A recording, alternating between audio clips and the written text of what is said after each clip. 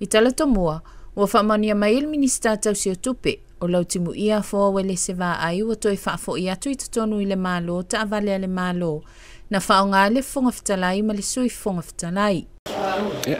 O le ua maua mai le update o le ua toi faafoi mai taavale.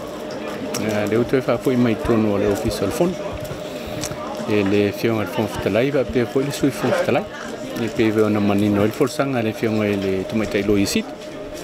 O se tasi leo mata upu na langalanga ai fina ngalo le mamalu le atunuu, po o fia e vase ai le teimi whaatulanga ina e whaafoi ai a seta le Malo, pe a whai e whaata ape le palemene, o lo ta oto whainga whaavai le Malo mo Malo tausi, o lo manino ai le tasi le vai aso, e whaafoi umai a seta le Malo e au fia ai mata vale, o minista lango o le Fofoga Fetalai, Sui Fofoga Fetalai, ma le taavale le taitai o le tuangai. Wa mai ona toi faafoi le taavale le taitai o le tuangai I totonu o le tasi le vai aso, se I vangana le Fofoga Fetalai ma le Sui Fofoga Fetalai, na whaatoa faafoi le aso ana nafi. O le memo mua mo le mea lea, e whoolinga mai ai le amatanga e pe le imanino le leivaenga ia, e mese ala I le mea lea I le Sui Fofoga Fetalai. Ia mese voi la I le fionga le Fofoga Fetalai, a wao le foi sa fsiringia voi le totongi faaaoga pea le fionga le Fofoga Fetalai. Ia le umanino. Le lau manino le fionga le loia sidi. Ia ma le lau manino I le mea lea.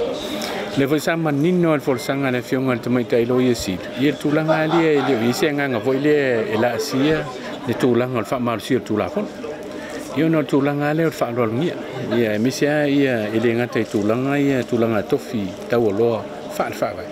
Ia o le whaalolungia fo ia ofisa ia. Tau aloa ia pe o le ofisa o le Fofoga Fon. Ia official palmi, official minister, eu é official ao Malo, já pegou isso ia, e tu lá aí. E ali lá o Malo malam. E ali foi lá o stay mai le fa mau mai nei le fa foi mai tava. A le fa foi taavale le Fofoga Fetalai ma le Sui Fofoga Fetalai na lo mia ma faasala lau. Le finangalo le Fofoga Fetalai fa awau na faaaoga o a seta le Malo lo ai lalo le tulafono au tu. Peita ina saunoa le loia sili lana pepa o whaamtalanga, na tuua vanoa pea le Malo. I le loto 48 fo le Fofoga Fetalai ma le Sui Fofoga Fetalai e whaafoi atua I taavale, e au noa ma le whaamalo si o le tulafono se I vangana o tatauloa na whai. Ua whaalua na lavea le taavale le Malo na whaongai le Sui Fofoga Fetalai, mai silia se fulu a fetala na toi whaalelei ai le paumoli al whaala putuputonga o le Malo si anga tau ele tisia Samoa le EPC e whaalelei ai. E le aini molianga le Sui Fofoga Fetalai na ua lavea le taavale mua o le mafua anga na au mai e leo.